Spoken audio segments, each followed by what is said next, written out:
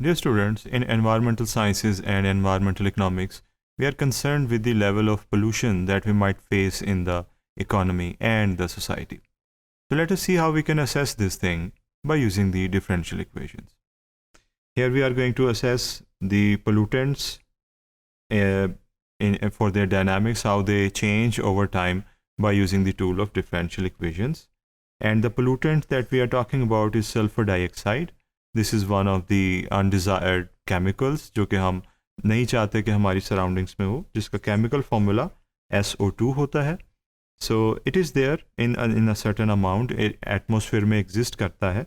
और हम देख सकते हैं कि इसके लिए हमने एक रेट ऑफ चेंज डेवलप किया. इसकी जो अमाउंट है उसके लिए हमने एक रेट ऑफ चेंज का फॉर्मूला डेवलप किया है, which is actually the derivative of the pollutant function जो आपके सामने लिखा हुआ है. इसमें टी है, टी टाइम जो है वो आवर्स की फॉर्म में यूनिट्स में मेजर किया हुआ है. अब वो फर्दर ये कहता है कि 50 tons is release into the atmosphere.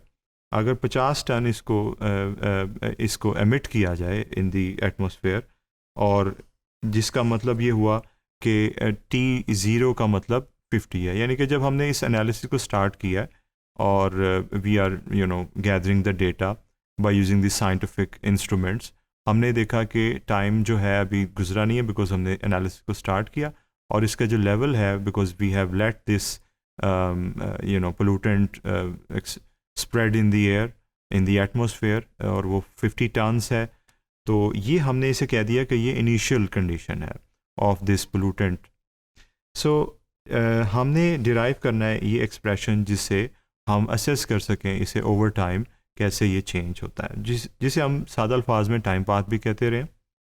So given the rate of change of sulphur dioxide, ये हमें गिवन है. Yes, we know this thing, this is already given. इसे हम रीराइट करके फर्स्ट ऑर्डर डिफरेंशियल इक्वेशन से कंपेयर कर लेंगे, जिससे हम इस काबिल होंगे कि हम उसे सॉल्व कर सकें एंड डेफिनेटली टाइम पाथ को डेवलप कर सकें. इसलिए आप देख सकते हैं कि अगले 2 स्टेप्स में सिर्फ उसने शिफ्टिंग की है, जिसकी वजह से now it is comparable with the standard form, जो कि इस स्टेज में आपको नज़र आ रही है, कर दी गई है.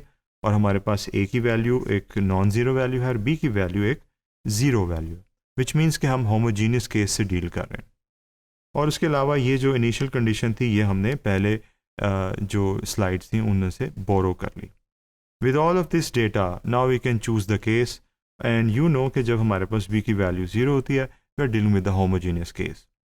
और होमोजीनियस केस के बाद हम ए की वैल्यू को भी असेस कर लेते हैं, and that is definitely non zero, जिसकी वजह से हम इसे डेफिनेट यूज़ करेंगे इन आवर फार्मूला. और फार्मूला हमारे पास ये है. we should remember this formula. This is the definite time path of the first order differential equation in a homogeneous situation. So y not की वैल्यू लगाएंगे a की और y की जगह सब्सटीट्यूशन करेंगे. as you can see हमने ये सारी सब्सटीट्यूशंस की, एंड आफ्टर दिस इसे हमने रीराइट किया इन अ सिंपलर फॉर्म, और ये हमारे पास बन गई definite time path for the pollutant in dynamic sense. So हमारे पास डेफिनेट टाइम पार्ट डेवलप हो गई. हमें अब इससे पता चल सकता है कि ओवर टाइम पोल्यूटेंट किस तरीके से उसकी क्वांटिटी में चेंज आएगा. सो इसकी डायनामिक स्टेबिलिटी हम देख लेते हैं, जो कि डायनामिक एनालिसिस का एक सर्टेन फीचर है. So we can do this numerically as well as we can focus on the value of exponent. ये है हमारे पास ये वैल्यू ओवरऑल टाइम पाथ का जो एक्सप्रेशन है, और ये है वैल्यू ऑफ द एक्सपोनेंट जो आप देख रहे हैं -0.2 है. इट मीन्स कि ओवरऑल इसकी नेगेटिव वैल्यू है, और एक्सपोनेंशियल फंक्शन एक्सपोनेंशियल डिके को जन्म देगा, and there will be a decline in this component that is the complementary function. So यही चीज़ यहाँ पे लिखी हुई है कि हमारे पास जो कम्प्लीमेंट्री फंक्शन है पोल्यूटेंट के लिए वो टुवर्ड्स ज़ीरो जाएगा जब हम टाइम के साथ मूव करेंगे इनडेफिनेटली. और उसमें रीज़न मैथमेटिकली यही है कि 50 is the deviation which is positive. ये है exponential decay because there is a negative sign with it.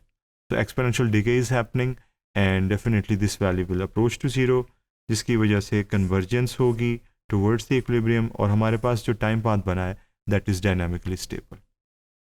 हमने इसको मैथमेटिकली समझने के बाद अब ग्राफिकली प्लॉट किया है. आप देख सकते हैं कि इनिशियल कंडीशन है और इक्विलिब्रियम है जो कि ज़ीरो है because it is a homogeneous differential equation, और ये मूवमेंट इधर हो रही है विच इज़ स्लाइडिंग डाउन, और ये जो डेविएशन है डेफिनेटली आप देख रहे हैं कम होती जा रही है जैसे जैसे हम टाइम के साथ आगे की तरफ मूव करें.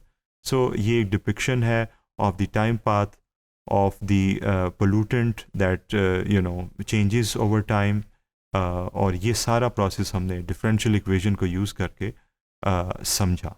Thank you.